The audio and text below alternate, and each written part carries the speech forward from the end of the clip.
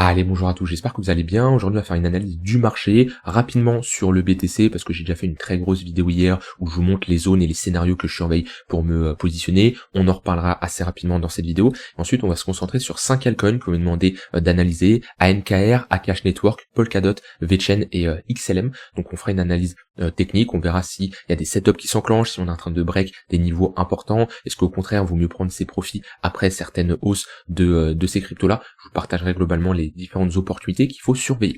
Avant de commencer l'analyse, je vous rappelle l'offre du moment qui s'arrête dimanche soir. Donc il vous reste jusqu'au 24 novembre pour profiter de l'offre. 200 € offerts sur le programme Devenir Trader qui s'adresse à toutes les personnes qui veulent devenir un trader rentable, être autonome, avoir une stratégie et pouvoir trader efficacement les marchés. Je te partage mes outils, mes fichiers, mes stratégies, toutes les connaissances que j'ai acquises, que ce soit d'un point de vue technique, trading, money management, émotion, pour que tu puisses devenir rentable à ton tour. Tu as jusqu'à dimanche soir pour profiter de l'offre en cliquant sur le premier lien en description.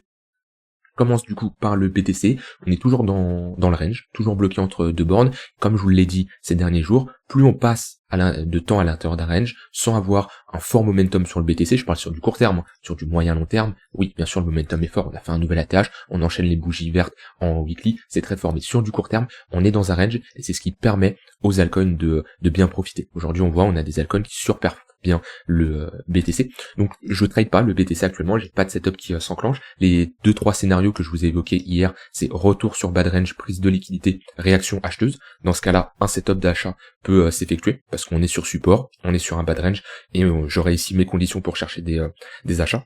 Deuxième scénario, on n'a pas de réaction acheteuse, on va plus bas, on enfonce.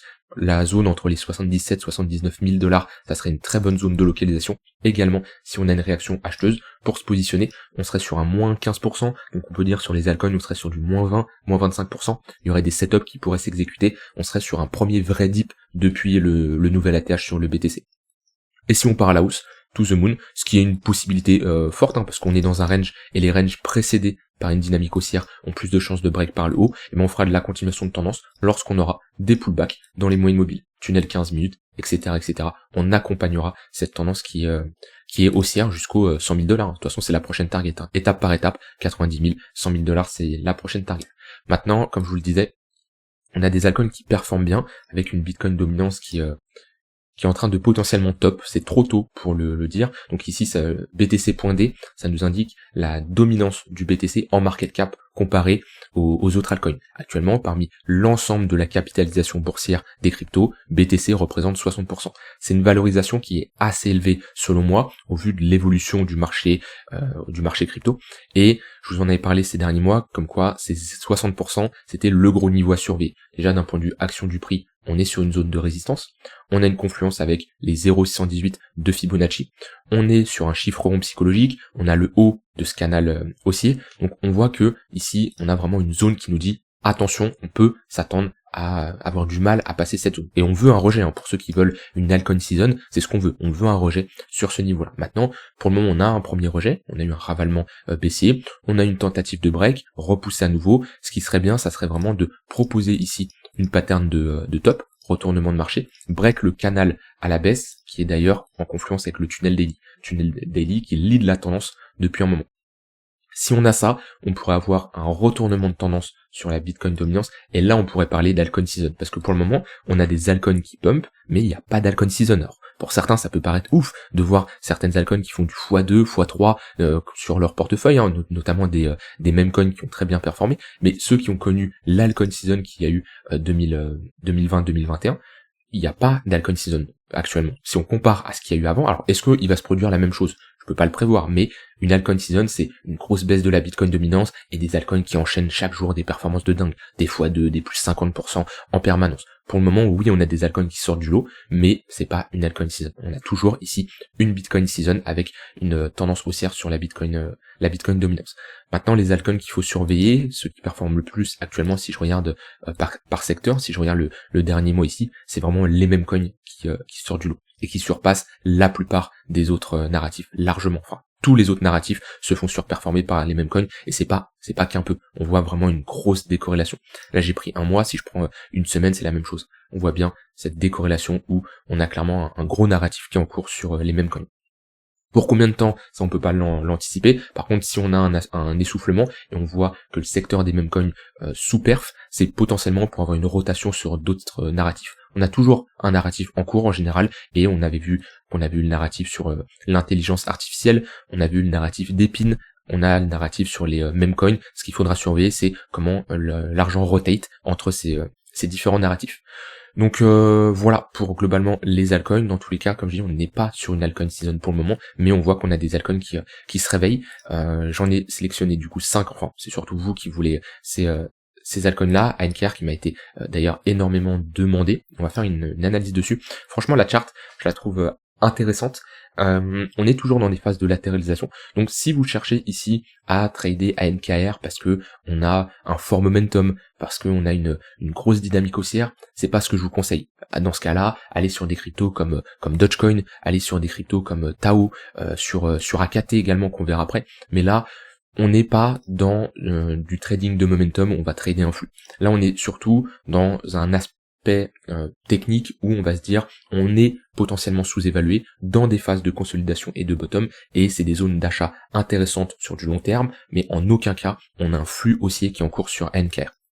ANKR c'est très simple, on est toujours dans un gros range. On a une borne haute vers les 6 centimes de dollars, une borne basse vers les 2 centimes de dollars. Donc on a quand même une grosse amplitude au niveau de notre range, on est quand même sur un x3. Automatiquement, la borne basse, c'est une bonne zone pour chercher des achats, la borne haute, c'est une bonne zone pour chercher des ventes. La question qu'il faut vraiment se poser, c'est comment vous souhaitez vous positionner. Est-ce que c'est du court moyen terme, donc une crypto que vous allez détenir quelques mois, peut-être 2-3 mois, ou est-ce que vraiment vous avez un horizon de temps beaucoup plus long terme, un cycle 3, 4, 5 ans. Et là, l'aspect est totalement différent. D'un côté, sur du 5 ans, vous allez prendre le côté fonda. Je vous conseille de vous renseigner sur NKR d'ailleurs, c'est un très bon projet, mais vous allez prendre en compte le côté fonda. Pour 2-3 mois, vous allez prendre beaucoup moins. Dans tous les cas, d'un point de vue technique, on a ici une pattern de retournement qui est pas encore validée, mais si on a notre clôture weekly qui arrive dans 6 jours, du coup, elle sera validée. Faut passer au-dessus de ce niveau-là. Notre ligne de coup, on en a déjà eu une première ici. On pourrait avoir ici à nouveau une plus grosse structure, et en fait il faudrait vraiment s'installer au-dessus de ce niveau-là, sortir de ce range par le haut, et on pourrait déjà aller revisiter les 0,042 qui est la prochaine résistance. Et ça serait une grosse structure de retournement similaire à ce qu'on a eu ici. Là pareil, on a eu un gros range, on voit au moment où on a break, on est parti assez rapidement chercher cette zone de résistance qui était notre précédent bad range de ces deux extrémités, le niveau vers les 6 centimes de dollars.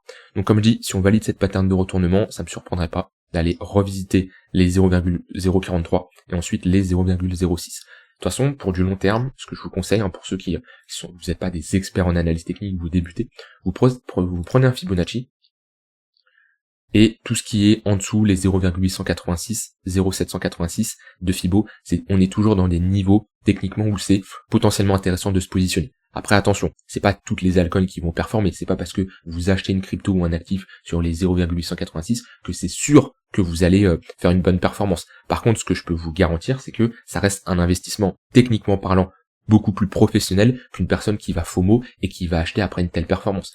Là, à NKR, quand on fait une telle performance en 2021, c'est trop tard pour se positionner. C'est pas possible après des multiples aussi ouf de rentrer en position. Pour de l'intraday, pour du court terme, oui. Pour du long terme, non. Et c'est là où on trace notre Fibo, point le plus haut, point le plus bas, et qu'on revient chercher 0,786, 0,886. Là, on peut déjà se dire que, ok, on est sur des niveaux de prix beaucoup plus intéressants. Et la plupart des gens, ils font l'erreur de se positionner quand une charte est verticale, alors qu'on investit lorsqu'une charte est horizontale, lorsque plus personne n'en parle. Ensuite, les gros niveaux qu'il va falloir surveiller sur NKR, on a en confluence là les 0,382 vers les 9 centimes. Juste au-dessus, on a le chiffre rond psychologique des 10 centimes. On a une zone de résistance vers les 12 centimes ici. Puis après, c'est une zone de rechargement de short. Dans tous les cas, ce qu'il va falloir faire attention, c'est qu'ici, on a quand même beaucoup d'acheteurs qui sont bloqués. Un acheteur bloqué, c'est quoi? C'est quelqu'un qui s'est positionné en tant qu'acheteur sur NKR dans cette zone et qui a la tête sous l'eau. Ici, il est en négatif tout simplement. Lorsqu'on revient chercher son prix d'achat, potentiellement c'est une personne qui peut se dire moi je sors à break-even, je coupe ma position sur NKR, enfin je reviens après tant d'années de souffrance en neutre, hein, donc il a rien gagné, rien perdu, et il décide de sortir. Et ça peut créer des résistances parce que des acheteurs qui sortent de leur position, c'est un acheteur, c'est un futur vendeur. Donc quand on arrive chercher son prix, que ça soit un TP, que ça soit un stop loss ou autre, il clôture sa position, c'est une vente. Donc ça peut freiner le prix. C'est un point important quand vous avez comme ça des charts avec une grosse consolidation et qu'on break à la baisse, qu'on revient, dites-vous qu'ici il y a beaucoup d'acheteurs qui sont bloqués, et si on revient chercher par exemple le POC, le point of control, là où il y a le plus de volume, c'est souvent un niveau qui fait office de résistance, ou de support bien sûr si c'est pas des acheteurs qui sont bloqués, mais des vendeurs. Dans tous les cas, NKR c'est un projet intéressant, ça me surprendrait pas de revenir chercher au moins sa zone de rechargement de short dans un cycle aussi, et si on a un marché qui pousse bien, avec une vraie altcoin season, on peut mettre des extensions de Fibonacci, et ça nous donnerait une target entre les 1,118 et les 100% d'extension, donc entre les 33 centimes et les 41 centimes de dollars. Maintenant, je vous conseille à tous de prendre des profits avant ce genre de niveau. Je dis pas qu'on ne peut pas y aller, je dis juste que ça serait dommage d'être focalisé à un seul niveau, qui est quand même une bonne performance, on serait ici sur un x10, et ne pas prendre ses profits à x4, x5, x6, alors qu'on était clairement également sur des zones de résistance. L'idéal c'est étape par étape, vous fixez vos zones et vous allégez. Ici vous allégez par exemple 10%, ici 20%, ici 10%. Voilà, chacun sa stratégie, mais ça vous devez le savoir en avance. C'est pas quand on arrive sur ces zones-là où vous dites ah tiens, est-ce que j'allège, est-ce que j'attends, est-ce que je patiente, qu'est-ce que je fais, vous hésitez, parce que c'est là où vous allez prendre les mauvaises décisions. Voilà pour NKR. AKT dans le narratif d'Epine, donc c'est un narratif qui avait très bien performé en 2023, début 2024, avec l'intelligence artificielle également. Moi personnellement je suis in sur AKT, j'étais positionné une fois vers les 2,70. J'avais in lorsqu'on avait bottom à ce niveau-là, et au moment du break de ce W vers les 2,7. C'est une altcoin qui est très forte, que je trouve très intéressante, où vous voyez ce que je vous disais tout à l'heure sur NKR. J'ai voulu me positionner sur AKT, mais aucun setup. Les retracements qu'on avait ne me correspondaient pas, et j'avais aucun setup qui s'exécutait. Vous voyez, je traçais un Fibo, ici j'avais pas de setup, ici j'avais pas de setup, on était beaucoup trop. Ici, hop, je trace mon Fibo, ah, très bien, on revient chercher quoi? Les 0,118. Là déjà, c'est une zone qui m'intéresse beaucoup plus. Idéalement, je préfère les 0,786, 0,886, mais c'est souvent des targets qu'on va chercher en bear market. Là, on est quand même en bull market. Je m'attendais pas à une correction aussi profonde que revenir chercher les 0,786, 0,886. Donc là, sur une altcoin qui est forte comme ça, j'ai ma zone de rechargement long terme. Dans cette zone-là, c'est une zone professionnelle qui m'évite de FOMO et de rentrer après une telle performance. Et ça, j'invite tout le monde à le faire. Je vous l'avais pris comme exemple Tao. Tao, c'est le même cas. Tao, ici, hop, je supprime tout. Tao, à ce niveau-là, je voulais me positionner. J'attendais un retour sur les 0,118, je l'ai pas eu. On a fait un nouvel ATH, on est reparti, je me dis mince, j'aurais pu rentrer, faire une bonne performance, mais c'est pas grave, je ne FOMO pas, je retrace mon Fibo, très bien, on retourne dans ma zone de rechargement, et je suis rentré sur Tao. C'est de la patience, c'est de la discipline, et c'est comme ça qu'on se positionne sur les marchés. Si vous commencez dès qu'il y a une crypto pump, à vouloir rentrer rapidement, non, vous tracez vos zones, peut-être qu'on va pas revenir chercher ces zones, tant pis, il y a assez d'alcool, il y a assez d'opportunités sur les marchés, faut pas commencer à FOMO et se dire non ça y est c'est la fin si vous ratez une opportunité. C'est là que vous faites des erreurs, vous rentrez au pire moment et après vous prenez ici des drawdowns de moins 70%. Donc moi je suis in sur AKT, la charte est vraiment bien, comme je dis on revient chercher cette zone de rechargement long terme, on a ici une pattern de retournement, structure en W, nous inverse cette dynamique qui était baissière. Là on voyait, on faisait des sommets et des creux de plus en plus bas, jusqu'à faire à nouveau des creux et des sommets de plus en plus hauts. Donc selon moi, tant qu'on se maintient au-dessus des $3, 2,8, $3, on est clairement bullish, et tous les rebonds sont des opportunités d'achat pour faire de la continuation de tendance. Après, si on commence à clôturer sous les 2,8, même aller vers les 2,6, on a une réintégration d'un range, c'est vraiment pas bon, et souvent quand on réintègre un range, c'est pour aller chercher l'extrémité opposée, donc on pourrait revenir chercher vers les $2. Donc l'importance de ce que je dis là, c'est d'avoir une zone d'invalidation. Quand vous tradez comme ça ou quand vous investissez, alors il y en a qui mettent leur zone d'invalidation à $0. Après ce qui compte c'est, est-ce que vous avez un risk reward intéressant? Si vous êtes rentré là et que vous mettez votre zone d'invalidation à $0, je vous conseille toujours d'avoir du 2-3 pour 1, ce qui fait que vous devez avoir un AKT qui vient chercher les 11, 12, $13. Si vous avez une zone d'invalidation beaucoup plus serré, vous avez un risk reward beaucoup plus intéressant. Maintenant, vous resserrez pas vos stop loss pour augmenter votre risk reward. Vous fixez en premier lieu votre zone d'invalidation et ensuite vous affinez, vous voyez si vous avez un risk reward qui vous intéresse. Donc ouais, important d'avoir une zone d'invalidation. Comme je dis, si on réintègre ce range-là, vaut mieux sortir parce que pour moi c'est pour aller beaucoup plus bas, surtout après ce genre de pattern de retournement en weekly. Les targets qu'il faut surveiller sur AKT. Hop. Déjà, on va voir cette zone de rechargement de short, ou si les vendeurs veulent maintenir l'ATH, non, c'est même pas l'ATH, ce sommet-là, c'est dans cette zone-là qu'ils chercheront à le faire. Maintenant, on est actuellement sur résistance, on est sur les 0,382 de Fibo, qui est d'ailleurs en confluence avec la ligne de coup de cette pattern de top, on le voit bien ici, hop, sommet creux, sommet plus bas que le précédent, break. Et là, on est en train de pullback, on l'avait déjà pullback ici, on s'était fait rejeter, donc c'est un niveau ici intéressant à réintégrer. Ensuite, si on réintègre, on n'aura pas de mal selon moi à aller chercher notre zone de rechargement de short. On peut mettre des extensions de Fibo, si on break l'ATH, ça nous donnera une target entre les 10 et les 12 $. Voilà pour AKT. Polkadot.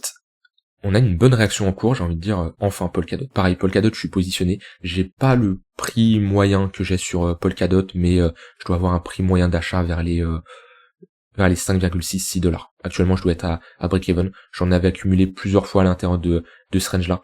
Je m'étais positionné au break ici, de mémoire, je crois que je m'étais positionné aussi là.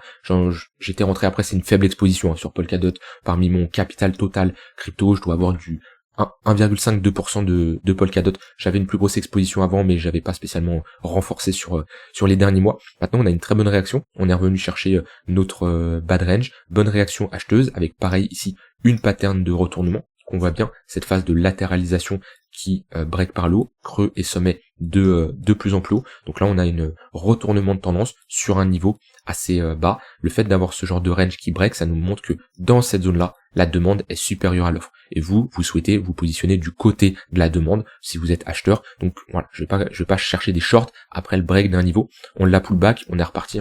Le pullback, on le voit bien ici en daily au moment du break. On revient chercher le niveau des 4,5, 5 $, ouais plutôt. Et on a une bonne réaction acheteuse. Donc sur Polkadot, c'est plutôt pas mal. Après, prenez en compte que on est toujours dans des gros niveaux de latéralisation sur du long terme. On n'a pas encore un fort momentum, mais la prochaine zone de résistance qu'il va falloir surveiller, c'est les 6,7 $. Et ensuite, on a un niveau vers les 9,5, 10 $ qui est notre haut de ce gros range. On peut voir un petit range ici, 2 bornes, 6,7, 4,4 et une plus grosse extrémité haute vers les 10 $.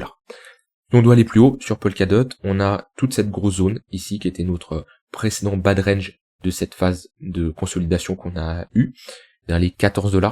Ensuite, on a les 0,382, 23 $ et notre zone de rechargement de short entre les 0,786, 0,618. Pareil, ici, on a pas mal d'acheteurs bloqués. Donc, attention quand on vient chercher ces niveaux. C'est, en fait, admettons, on prend deux graphiques. On a Polkadot qui est comme ça et une autre altcoin qui a exactement la même charte. Qui a exactement la même charte, comme ça, mais sans tout ça. Ici, on n'a rien. Il y a de plus grandes chances que si on a une forte demande d'avoir une grosse explosion parce qu'on n'a pas de l'autre côté des acheteurs qui sont bloqués, qui peuvent ralentir leur prix, l'évolution du prix en clôturant leur position. Donc c'est pour ça que les anciennes cryptos, oui, c'est bien parce que en général la tokenomics, toute l'offre est en circulation, on a un projet qui évolue, on a une roadmap, on a un projet qui n'est pas spécialement jeune, mais attention, ça peut être un désavantage dans le sens où la charte, on peut avoir des acheteurs bloqués.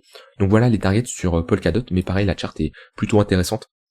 Et également l'invalidation, ça serait si on commence à clôturer déjà en weekly sous les 4,7, mais au vu de la charte, autant mettre une zone d'invalidation si on vient faire un all-time low ici, et qu'on repasse sous ce plus bas, qu'on a une clôture weekly en dessous des 3,6 $, pour moi, vaut mieux invalider.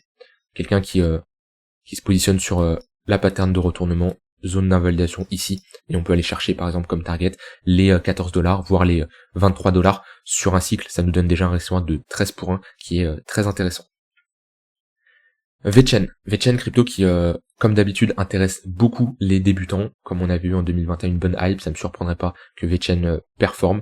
Alors j'avais pas suivi le projet, mais VeChain c'est un projet c'est une plateforme de supply chain en fait qui vise à améliorer la visibilité qu'on a dans la supply chain.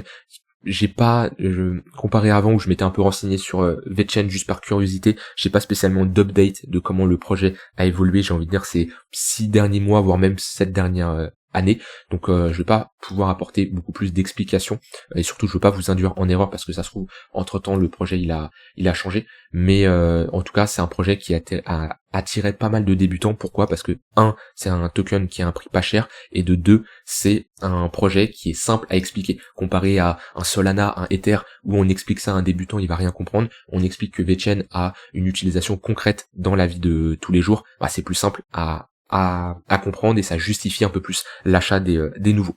Par contre, pareil, d'un point de vue technique, toujours dans une phase de latéralisation, rejet et rebond réaction acheteuse sur les 2 centimes, avec une charte comme Polkadot. On a une pattern de retournement. On voit qu'il y a beaucoup d'alcons qui ont validé break leur range qu'on avait commencé depuis le 5 août. Donc là, phase de latéralisation, break par le haut. Par contre, sur VeChain, attention, on s'approche très rapidement d'une résistance, les 0,032. Par contre, si on break, pour moi, on n'a pas de mal d'aller chercher la zone des 6 des 6 dollars, avec une résistance intermédiaire vers les 5 dollars, enfin 5 centimes plutôt, pas 5, alors 6 centimes et 5 centimes. Mais la charte est plutôt pas mal, et si on sort de cette grosse consolidation qui dure depuis avril-mars 2022, on serait quand même sur un gros bottom, similaire un peu à ce qu'on a eu ici. Vous voyez là, on a un gros bottom, ça c'est des phases de latéralisation, quand ça break par le haut, c'est souvent des niveaux qu'on revient jamais retester. Ces creux-là seront très défendus, parce que c'est des gros bottoms. Pareil, si on commence à clôturer en monthly au-dessus des 5 centimes, 6 centimes, ça sera selon moi ici des creux qu'on ne reverra jamais, qui seront jamais chassés, parce que ça c'est des grosses phases d'accumulation.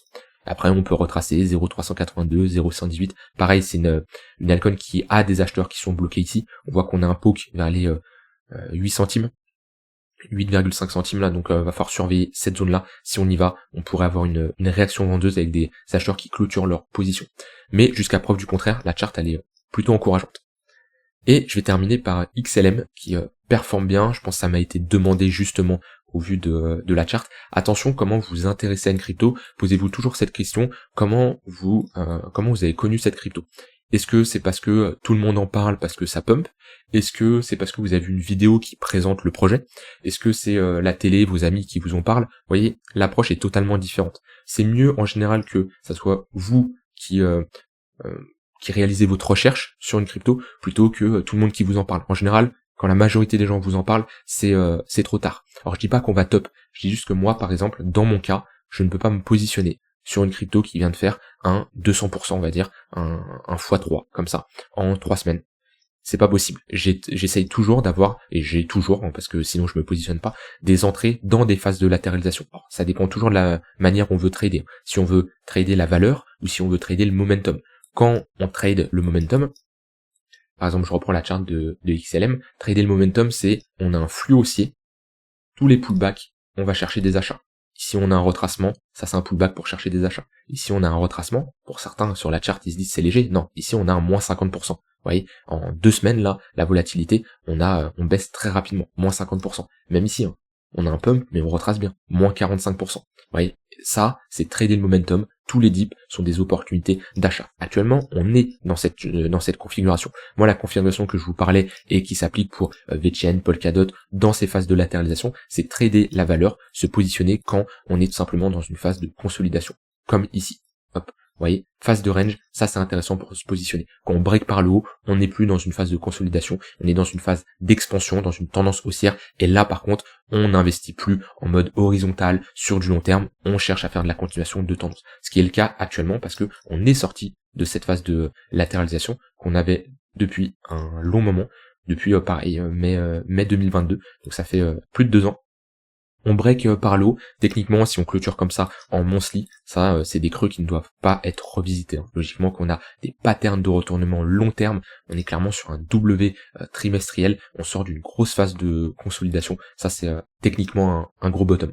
Ce qu'il va falloir surveiller, on a ici la ligne de coup de cette pattern de top, là on a quand même sommet creux, sommet plus bas que le précédent et creux plus bas que le précédent, et un gros niveau vers les 28 centimes. Si je regarde en weekly, pareil, hein, ici tout là, on a des acheteurs qui sont bloqués. On a cette zone de résistance qu'il va falloir surveiller. Après, moi, j'aime bien mettre des fibos et chercher des confluences. J'aime bien chercher des confluences entre retracement de fibos zone de résistance et chiffre psychologique. Ça me donne des confluences, et en général c'est des niveaux très puissants. Par exemple, les 0,118 ici sont proches des 50 centimes. Donc là, je sais que, attention, c'est une zone qui peut être intéressant à surveiller pour prendre des profits. On a même une confluence avec ici, cette zone d'imbalance. Voilà, j'aime bien chercher des confluences entre, comme je l'ai dit, chiffrement psychologique, retracement de Fibo et zone de résistance. Et après, si on doit faire pas un nouvel ATH, parce qu'il me semble que XLM n'a pas fait de nouvel ATH en 2021. Voilà, XLM n'a pas fait de nouvel ATH. Techniquement, on est dans un gros range. Hein. Là, on est dans une grosse phase de latéralisation. Donc, chercher à prendre des profits sur la borne haute, vers les 70 centimes, pour moi, c'est pas déconnant. Alors, prendre des profits bien avant, prendre des profits sur la montée, hein, surtout si vous êtes rentré à aller même 10 centimes, vous avez déjà fait x2, x3, si on va chercher les 40 centimes, x4, c'est déjà des très bonnes targets pour prendre des profits. Mais voilà, chercher vraiment à prendre des profits sur le haut de range, ça peut être intéressant. Maintenant oui, c'est sûr que si on break et on a une grosse structure comme ça, bien sûr qu'on peut aller plus haut, mais on n'est pas dans l'anticipation à se dire oui c'est sûr que ça va breaker, oui il faut que ça break, on est plutôt dans ok, je prends mes profits sur la montée, je garde quand même une exposition par exemple de 20-30% en fonction de vos convictions sur XLM au cas où on break à la hausse pour en profiter, mais moi clairement dans ce genre de configuration, je prends bien sûr mes profits et je ne garde pas tout à la TH, j'aurais clôturé bien avant. Mais la charte pareil, elle est plutôt intéressante, et là alors même si je voulais faire que de l'investissement sur les 5 cryptos, on va parler un peu trading, le mieux c'est de faire de la continuation de tendance. Pour ceux qui trade, vous mettez des moyennes mobiles et les pullbacks. Vous voyez comme on a ici, tunnel 15 minutes qui lead la tendance. Hein. Depuis un moment, on est toujours pas revenu chercher le tunnel 1 heure, c'est des bonnes zones pour se positionner. Si on pullback tunnel 15 minutes, bonne zone pour chercher des achats. Si le tunnel casse, la prochaine zone qu'il va falloir surveiller, c'est le tunnel 1 heure qui sera également une bonne zone. Ça vous permet d'avoir un point de repère et faire de la continuation de tendance. Mais sur ce genre de crypto, moi je peux pas me positionner sur du long terme, c'est trop tard. Je peux tracer également un Fibo, si on a un retracement, si on a un dip, si on a un pullback et qu'on vient chercher 0,382 voire 50% de retracement et qu'on pullback notre ligne de coup de cette pattern d'accumulation, donc globalement cette zone là, hop, on pullback le haut de range, ça peut être une bonne zone, mais actuellement c'est compliqué. Par contre pour trader le momentum, parce que là on a un flux en cours, faut pas le négliger, il se passe quelque chose sur XLM et on a un price action qui est très bullish, peu importe si pour X raison, on sait pas la raison pourquoi ça pump, et surtout on cherche souvent à justifier pourquoi ça pump, mais la vraie raison c'est, la meilleure chose à faire c'est ok, ça pump, mais qu'est-ce qu'il y a à faire? Le pourquoi on s'en fout, ça monte. Donc à savoir pourquoi, ça nous change rien, dans tous les cas ça monte. Quelles sont les actions concrètes qu'on peut prendre, c'est ça le plus important, parce qu'à réfléchir de pourquoi ça monte, au final on se concentre pas sur ok, qu'est-ce qu'on peut faire et comment on peut se positionner. Voilà, j'ai fini sur toutes ces cryptos. N'hésitez pas vous à me dire ce que vous en pensez, comment vous réagissez, comment vous vous positionnez. Moi je suis positionné sur AKT, Polkadot j'en ai, ANKR également j'en ai, bon projet. Et AKT qui est pas listé sur Binance, hein, ça c'est un point important. Si on a un listing de Binance, on peut s'attendre à une bonne explosion selon moi. Je vous laisse avec ça, j'ai rien d'autre à ajouter, n'hésitez pas à me dire les altcoins potentiellement que vous voulez que je continue d'analyser dans les prochaines vidéos. N'hésitez pas à vous abonner, hein. Je continue à faire bien sûr des updates chaque jour, de vous parler de marché, des cryptos, et voilà, je fais une vidéo par jour, donc ça peut clairement vous aider, surtout si vous commencez dans ce milieu. N'hésitez pas à vous abonner, si vous voulez aller également plus loin, vous avez le programme Devenir Trader avec l'offre du Black Friday qui se termine dimanche soir, tu peux profiter de 200 € offerts sur le programme en cliquant sur le premier lien en description. Je vous souhaite une bonne fin de journée et je vous dis à demain pour une prochaine vidéo. Bye bye.